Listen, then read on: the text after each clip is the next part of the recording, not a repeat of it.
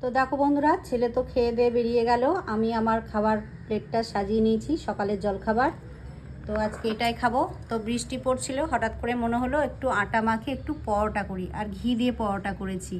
ঘিয়ের পরোটা খেতে খুব ভালোবাসি, মানে আমার বরমশাই খুব ভালোবাসে। আমি তো বাসি, কিন্তু তার থেকে বেশি ভালোবাসে আমার বরমশাই। তো ওকে খুব মিস করছি, জানো তো। বাড়িতে থাকলে অতটা বোঝা যায় না, আজ 4 দিন থেকে নেই, খুব মিস করছি। তো আসবে, আগামীকাল চলে আসবে, ডিউটি আছে। ছুটি নিয়ে গেছিলো, এমনিতে তো ছুটি পায় না, এত কাজের চাপ এখন। তো যাই হোক, মানে আমার মা বাবাকেও দেখে এলো, নিজের মা বাবাকেও দেখে আসবে। চলো টাটা, খেয়ে নিই, ঠান্ডা হয়ে যাবে। তো দেখো আচার নিয়েছি, তো আচার দিয়ে তো পরোটা খেতে বেশ ভালো লাগে, তাই না বন্ধুরা? তো চলো, আর এই যে ভেন্ডি ভেজেছিলাম। তো চলো টাটা। তো দেখো, জলখাবার খেয়ে 1 কাপ চা নিয়ে বসে পড়লাম।